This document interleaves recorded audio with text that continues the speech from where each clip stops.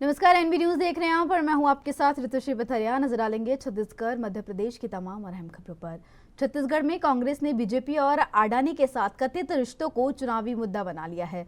छत्तीसगढ़ के मुख्यमंत्री अपने अधिकांश बयानों में अडानी का जिक्र करके प्रधानमंत्री नरेंद्र मोदी और पूर्व सीएम रमन सिंह पर कटाक्ष कर रहे हैं। ऐसे वक्त में जब 5 राज्यों में विधानसभा चुनाव हो रहे हैं, दिल्ली से लेकर रायपुर तक हर तरफ अडानी का जिक्र हो रहा है। बुधवार को कांग्रेस चुनाव सभा के लिए रायपुर से कांकेर रवाना होने से पूर्व छत्तीसगढ़ के मुख्यमंत्री भूपेश बघेल ने कहा कि यहां बीजेपी नहीं लड़ रही, यहां रमन सिंह लड़ रहे हैं। रमन सिंह की ही चल रही है। रमन सिंह की चलना मतलब पीछे अमन सिंह।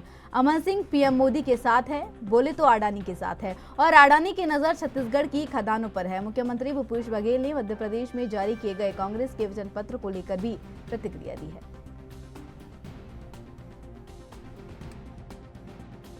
नहीं लड़ रही है, यहाँ तो रमन सिंह लड़ रहे हैं और रमन सिंह की चली है। और रमन सिंह चलना मतलब पीछे में अमन सिंह है। और अमन सिंह किसके साथ है? मोदी के साथ है। मोदी बोलता अडानी के साथ है। तो अडानी के गिद्ध निगाह छत्तीसगढ़ के खदानों पर।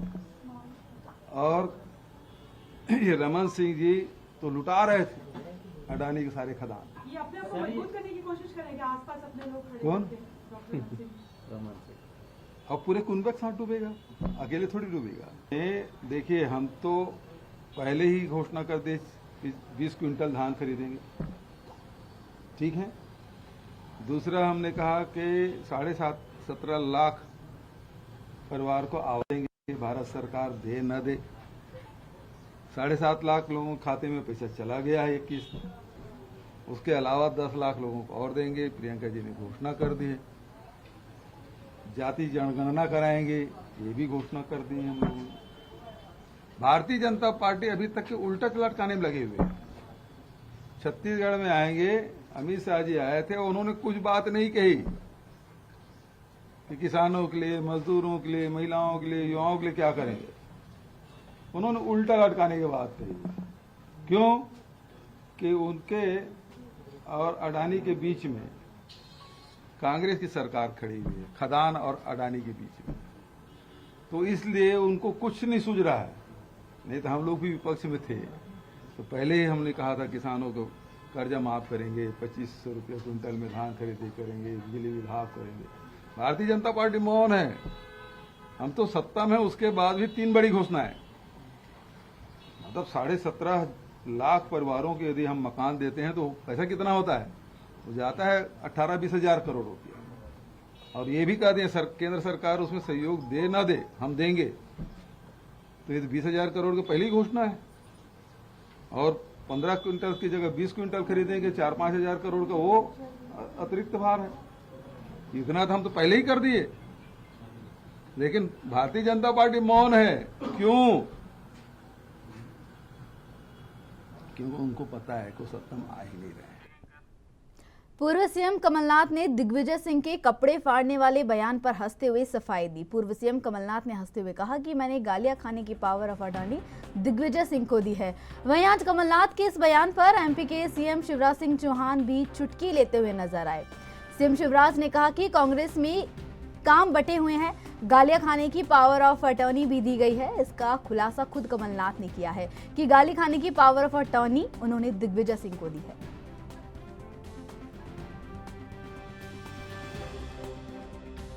अच्छा, मेरा और दिग्विजय सिंह का संबंध राजनीतिक नहीं है, हंसी मजाक का है, प्यार का है। दिग्विजय सुनते रहो।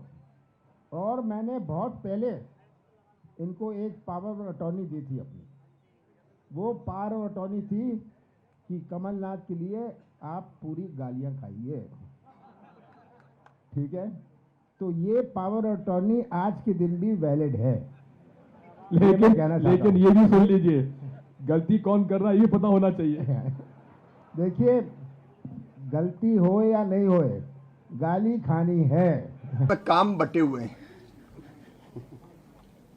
गालियां खाने की पावर ऑफ अटॉर्नी भी दी गई है।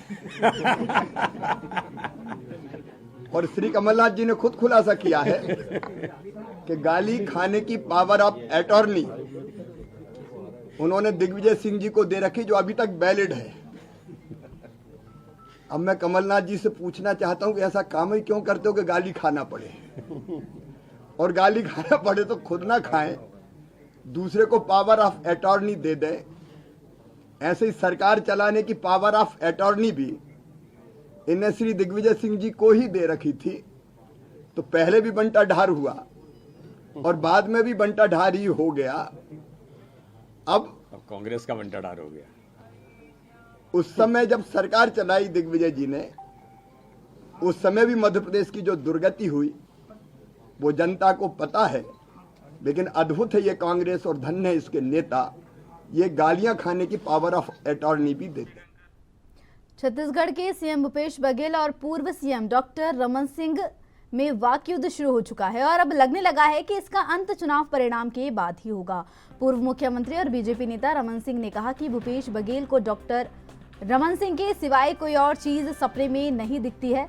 सुबह दोपहर शाम उन्हें सिर्फ सपना ही दिखता है। पता नहीं उन्हें क्या वह है, ये मेरे समझ से बाहर है। टिकट वितरण का काम केंद्रीय चुनाव समिति करती है।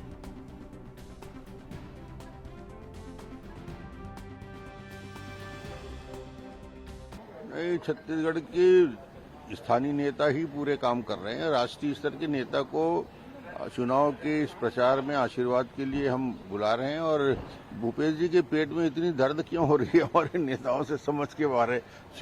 चुनाव अभियान तो चलेगा ही भाई, कोई प्रतिबंध लगाना चाहते हो क्या? मुख्यमंत्री भूपेश बघेल ने यह भी बयान दिया है कि टिकट वितरण में रमन सिंह की चल रही है। रमन सिंह अपने लोगों को टिकट दे रहे हैं, वे खुद भी डूबेंगे पूरे कुनबा के साथ, ऐसा मुख्यमंत्री भूपेश बघेल ने कहा। भूपेश को डॉक्टर रमन के सिवाय कोई चीज दिखता नहीं सपने में भी। वो सवेरे दोपहर शाम जागते हुए भी सपना दिखता है। क्या उसको फोबिया है, मेरे समझ के बाहर है। अरे टिकट वितरण चुनाव की केंद्रीय समिति करती है और हम सब में सिर्फ और सिर्फ सलाह देने की भूमिका रहती है और अच्छे लोगों को टिकट मिला है, कोई दिक्कत। बिलासपुर में आम आदमी पार्टी ने विशाल रोड शो किया। समर्थन में रोड शो करने आई पंजाब की कैबिनेट मंत्री अनमोल गगन मान ने इस दौरान बीजेपी और कांग्रेस दोनों पार्टियों को आड़े हाथों लिया और कहा कि इन दोनों पार्टियों ने जनता को लंबे समय से ठगने का काम किया है। इस चुनाव में जनता इन्हें सबक सिखा के रहेगी। बता दें कि आम आदमी पार्टी ने बिलासपुर में बड़ा रोड शो किया, जिसमें सैकड़ों की संख्या में लोग शामिल हुए। रोड शो के दौरान जगह जगह कार्यकर्ताओं ने रैली का स्वागत किया।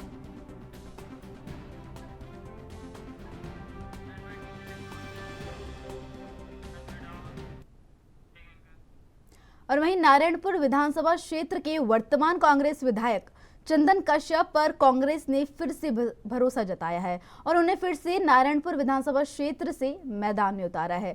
वहीं एनबी न्यूज की टीम ने कांग्रेस विधायक चंदन कश्यप से खास बातचीत की और उनसे जाना कि कितना विकास उनके राज में हुआ है, साथ ही इस बार वो किन मुद्दों को लेकर मैदान में उतरेंगे। देखिए रिपोर्ट। एनबी न्यूज की टीम फिर से एक बार नारायणपुर विधानसभा में पहुंची है, जहां 2018 में जहां टिकट चंदन कश्यप जी को मिला था। पूर्व मंत्री केदार कश्यप 15 साल के मंत्री थे, उन्हें पराजित कर फिर से एक बार विजय ये 2018 में हुए थे और अभी फिर 2023 चुनाव होने को है, जो कांग्रेस पार्टी फिर से एक बार इनके ऊपर भरोसा जताई है। तो आइए जनता के बीच में ये किस मुद्दे को लेकर के इस बार फिर से 2023 के चुनाव में उतरेंगे। हम ज़्यादा जानकारी के लिए हमारे साथ चंदन कश्यप जी हैं, जो यहाँ के विधायक हैं और अभी फिर कांग्रेस पार्टी ने इन पे फिर से टिकट लगाया है। अभी फिर से कांग्रेस पहले तो आदरणीय मुख्यमंत्री भूपेश बघेल जी को धन्यवाद देता हूँ, क्योंकि जब से 2018 में सत्ता संभाला तब से लेकर आज तक बहुत काम किया, विकास किया। जो पूर्ववर्ती सरकार 15 साल थी और यहाँ के विधायक आदरणीय केदार कश्यप मंत्री हुआ करते, सिर्फ हेलीकॉप्टर में उड़े और उन्होंने कुछ विकास नहीं किया। आदरणीय भूपेश बघेल जी के कार्यकाल में नारायणपुर में 4 तहसील बनाए, कोहकामेटा, छोटडोंगर, मर्दापाल और भानपुरी को, जबकि भानपुरी का उप तहसील 81-82 में खुला था, जो जगदलपुर में संचालित हो रहा था, और बस्तर तहसील पर बस्तर में संचालित हो रहा है। तीनों बाप बेटा मंत्री, सांसद, विधायक रहने के बावजूद भी वो काम नहीं किया था, जिसे आदरणीय भूपेश बघेल जी ने कर दिखाया। इससे हमको फायदा होगा और सड़कों का जाल बिछ गया है, पुल पुलियों का सब तरफ बन गया। और रही बात बुझमार जो आज 76 साल होने के बाद भी किसी ने बूझने का प्रयास नहीं किया था, उसको भी बूझने का प्रयास किया और लगभग 7000 मसाहती पट्टा उन्होंने दिया है, जिससे वहाँ के किसान भी अपने वनोपज या अपनी उपज को बेचकर सरकार की योजनाओं का लाभ ले रहे हैं। माने फिर से सरकार अगर बनी रही है और हम भी कांग्रेस को भरोसा नहीं तोड़ेंगे, हम जीत के आएंगे और विधानसभा में बैठेंगे। वैसे कांग्रेस पार्टी ने इनके ऊपर भरोसा जताया है, फिर से अभी ये खड़ा उतरेंगे। अभी पूर्व मंत्री केदार कश्यप 15 साल के पूर्व मंत्री रह चुके हैं, जो हार का सामना करना पड़ा था उनको। अभी फिर से 2023 में चुनाव होने को है। हमारे साथ जो अभी मिले थे चंदन कश्यप जी हैं, मैं मनोज जंगम, मेरे साथ कैमरामैन साहिल दास जी। कांग्रेस के घोषणा पत्र पर केंद्रीय मंत्री ज्योतिरादित्य सिंधिया ने कहा कि उनकी वचनों की लिस्ट बहुत लंबी होती है, लेकिन पूरी एक भी नहीं होती है। घोषणा पत्र बनाना, उसमें अनेक तरीके के मिश्रण, अनेक तरीके के लुभान्वित मुद्दों को डालना बहुत आसान है, लेकिन 15 महीनों में कांग्रेस ने मध्य प्रदेश की जो चौपट स्थिति की थी, उसके बाद प्रदेश की जनता उन्हें कभी भी माफ नहीं करेगी।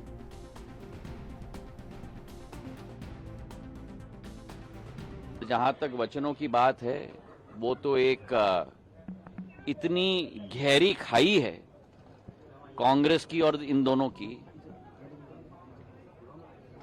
कि वचन की लिस्ट तो बड़ी लंबी होती है पर पूरी एक भी नहीं होती। मैनिफेस्टो बनाना, उसमें अनेक तरीके के मिश्रण, अनेक तरीके के लुभान्वी मुद्दों को डालना, ये बहुत आसान है। लेकिन 15 महीनों में जो इन्होंने मध्य प्रदेश का पूरी तरह से चौपट स्थिति कर दी थी, मैं तो मानता हूं कि प्रदेश की जनता इन दोनों को कभी माफ नहीं करेगी। और कांग्रेस फिलहाल वक्त है छोटे से ब्रेक का, ब्रेक के बाद फिर हाजिर होंगे।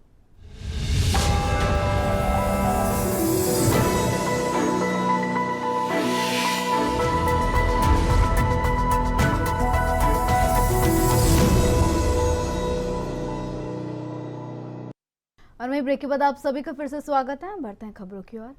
वहीं आज हमारी एएनबी न्यूज की टीम नारायणपुर विधानसभा क्षेत्र पहुंची। बता दें कि नारायणपुर बस्तर संभाग का ही एक जिला है, जहां एक ऐसा गांव है जिसे पार करने के लिए एक नदी पार करनी पड़ती है, लेकिन नदी के ऊपर कोई भी पुल नहीं है।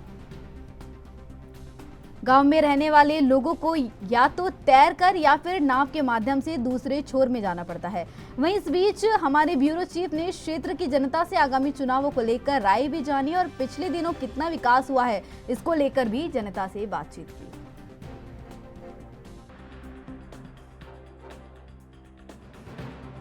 हम इस वक्त खड़े हुए हैं नारायणपुर विधानसभा के एक गांव में, जहां पास जो नदी से बच्चे जो पढ़ने लिखने के लिए जाते हैं, वो नदी क्रॉस करने के बाद ही अपनी शिक्षा के स्थान पे पहुंचते हैं, शिक्षा के मंदिर में पहुंचते हैं।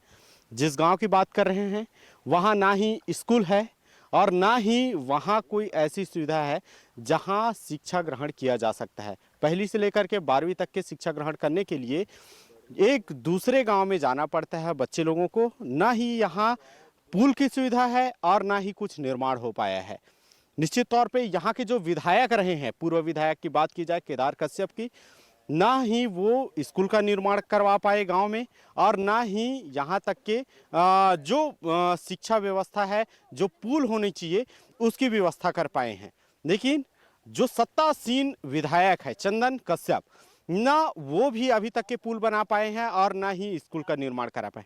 स्कूल के कुछ बच्चे हैं, उनसे बात करते हैं कि क्या बच्चा, कितने सालों से आप नदी पार करके जा रहे हैं और कौन सी कक्षा में पढ़ाई? 11 साल होता है। अच्छा, ये बताइए कि आप कौन से क्लास में हैं और कितना वर्ष हो गया नदी पार करके जाते? 6 वर्ष से, इस साल 17 साल चल रहा है। 11 कक्षा 11वीं में पढ़ता हूँ। एक और चीज़ दिखाना चाहेंगे, वो आप बच्ची रखी हुई हैं, एक महिला के देखेंगे और निश्चित तौर पर उसके पास में एक छोटी सी बच्ची है। वो हर रोज़ाना आंगनबाड़ी में पढ़ाने के लिए, आंगनबाड़ी के नन्हे ननिहालों को एक नई शिक्षा देने के लिए रोज़ाना ये नदी को पार करके जाती हैं और वहाँ शिक्षा की अलग जगाती हैं। उनसे भी बात करने का प्रयास करते हैं। आप रोज़ाना इसी तरीके से जाती हैं और आती हैं? जी सर। बच्चे को लेकर के जाती हैं, काफ़ी तकलीफ भी होती होगी। वहाँ जाने पे कभी ऐसा नहीं हुआ कि बरसात का दिन आया हूँ आप ना जा पाएँ, ऐसी भी स्थिति उत्पन्न होती है? जी सर। तो क्या करते हैं इसको लेकर? जी इसको लेकर जाना पड़ता है, कहाँ छोड़ेंगे अपना बच्चे को। हम लोग तो कई बार मांग कर चुके हैं सर, पहले भी 15 साल उन लोग थे और अभी भी 5 साल वो बीत गया, उसके साथ भी हम लोग कई बार आवेदन दे चुके हैं तो नहीं हुआ है, एक भी आवेदन पास नहीं हुआ है और यहाँ कुछ भी नहीं हुआ है। जैसा पहले की स्थिति है वैसी चीज़ है अभी भी। और जब चुनाव आ जाता है तो यहाँ वोट मांगने आ जाते हैं कि 5 साल के अंदर ही स्वीकृत कर देंगे और उद्घाटन वगैरह कर देंगे बोलते हैं, बस मुंह से फेंक देते हैं और बाद में इधर मुंह भी नहीं दिखाते हैं सर। चुनावी वादे तो करते हैं, जो स्थानीय विधायक रहते हैं या फिर जो प्रत्याशी चुन करके आते हैं वो भी करते हैं, लेकिन अब तक के ना ही पुल का निर्माण हो पाया है और ना ही ऐसी व्यवस्था हो पाई है जिसके चलते आम जो ग्रामीण के जो लोग हैं वो इस सुविधा का लाभ उठा सके। कैमरा पर्सन दीपक के साथ Akhilesh Tiwari, ANB news, Raipur, Chhattisgarh. MP में कांग्रेस की पहली सूची आने के बाद बगावत के सुर उठ रहे हैं। पार्टी को जोरदार झटका लगा है। कांग्रेस के कद्दावर नेता रहे श्रीनिवास तिवारी के पोते सिद्धार्थ तिवारी ने पार्टी छोड़ दी है। श्रीनिवास तिवारी ने बीजेपी की सदस्यता ग्रहण की है। सीएम शिवराज सिंह चौहान ने उन्हें भोपाल में पार्टी की सदस्यता दिलाई। श्रीनिवास तिवारी को विंध्य में सफेद शेर कहा जाता था। इस बार के चुनाव में उनके पोते सिद्धार्थ तिवारी को टिकट मिलने की उम्मीद थी, लेकिन पार्टी में जगह देकर उन्हें टिकट से वंचित कर दिया गया था। इसके बाद से ही यह कयास लगाई जा रही थी कि वह पाला बदल सकते हैं। बुधवार को सीएम शिवराज सिंह चौहान की मौजूदगी में उन्होंने पार्टी की सदस्यता ग्रहण कर ली। शिवराज सिंह चौहान ने कहा कि बीजेपी में सिद्धार्थ तिवारी का स्वागत है। बीजेपी की सदस्यता ग्रहण करने के बाद सिद्धार्थ तिवारी ने कहा कि सीएम शिवराज ने प्रदेश के विकास के लिए काम किया है। उन्होंने कहा कि पीएम के नेतृत्व में देश का मान बढ़ा है।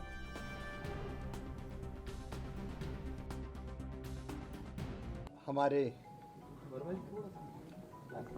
प्रदेश के युवा नेता सिद्धार्थ तिवारी जी,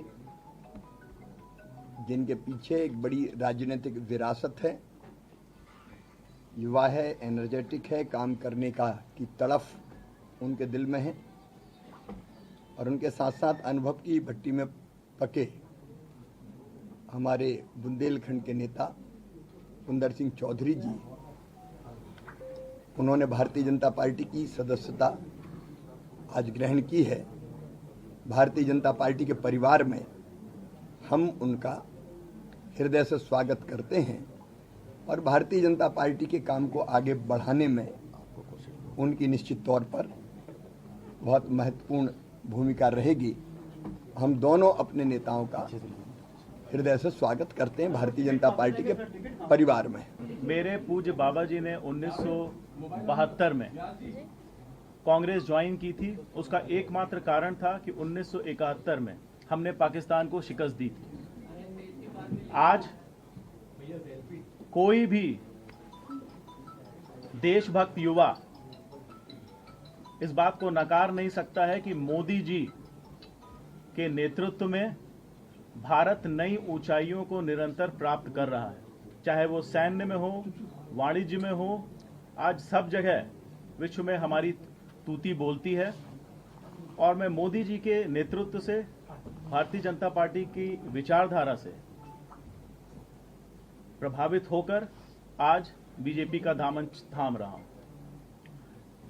हमारे यशस्वी मुख्यमंत्री आदरणीय शिवराज सिंह चौहान जी के नेतृत्व में मध्य प्रदेश का जो कायाकल्प हुआ है वो हम सबसे छुपा नहीं है। 2003 की सड़कें हमें याद हैं और 2023 के हाईवे हम देख रहे हैं। मैं इस विकास से, हमारे विंध्य में जो विकास हुआ है, जो औद्योगिकीकरण हुआ है, उससे और जो युवाओं को भारतीय जनता पार्टी में मौका मिलता है, इन सब से प्रभावित होकर आज मैं भारतीय जनता पार्टी का दामन था। कांग्रेस की राष्ट्रीय प्रवक्ता रागिनी नायक ने प्रेस कॉन्फ्रेंस करते हुए कहा कि हमारा वचन पत्र प्राण जाए पर वचन ना जाए की तर्ज पर है और जनता के बीच से निकला वचन पत्र है। बीजेपी का घोषणा पत्र झूठ और जुमलों का पुलिंदा। हमें जनता को वचन देते हैं और बीजेपी घोषणा रागिनी नायक ने कहा कि हम जनता से जुड़े मुद्दे रोज उठाएंगे, जिसमें बीजेपी के राज में जो गफले घोटाले हुए, जैसे व्यापक नरसिंह पटवारी घोटाले, नकली दिव्यांग सर्टिफिकेट बनाए जाना और गंगा जल पर जीएसटी टैक्स लगाना। रागिनी नायक ने कहा कि मध्य प्रदेश में 39 लाख बेरोजगार है, ये सरकारी आंकड़ा है, डिग्री तो नौकरी गायब है। इसी के साथ ही उन्होंने असम के मुख्यमंत्री हेमंत बिस्वा के राहुल गांधी पर दिए गए अनपढ़ वाले बयान पर भी तंज कसा है।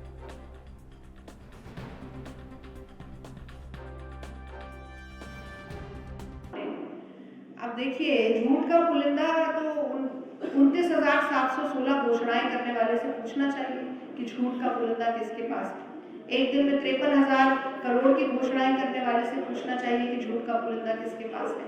और शिवराज सिंह चौहान जी ने तो कल ही शायद कहा कि अगर उनकी सरकार वापस आती है, जो कि होगा नहीं, तो वो हर परिवार में रोजगार देंगे। तो कहीं ना कहीं ये तो आत्म स्वीकृति है कि मध्य प्रदेश के हर परिवार में कोई ना कोई बेरोजगार है। तो झूठ बोलने का काम, जुमलेबाजी का काम, प्रपंच और पाखंड का काम शिवराज सिंह जी मोदी जी से 2 कदम आगे बढ़कर कर रहे हैं। वो एक कहावत है, गुरु गुड़ ही रहा, चेला चीनी हो गया। तो वहां पे उन्होंने 2 करोड़ नौकरियों का सपना दिखाया। यहाँ पे 39 लाख रजिस्टर्ड नौजवान बेरोजगार हैं, 17,000 बेरोजगार जो है छात्र जो है वो आत्महत्या कर चुके हैं। तो ये इनकी झूठी घोषणाओं और योजनाओं के कारण ही तो है कि उनके ऊपर विश्वास करके जनता ने केवल विश्वासघात पाया है और निराशा और हताशा ही उनके। तो मेरे साथ छत्तीसगढ़ मध्य प्रदेश की खबरों में बस इतना ही। तमाम अहम खबरों के लिए देखते रहिए ANV न्यूज़। नमस्कार।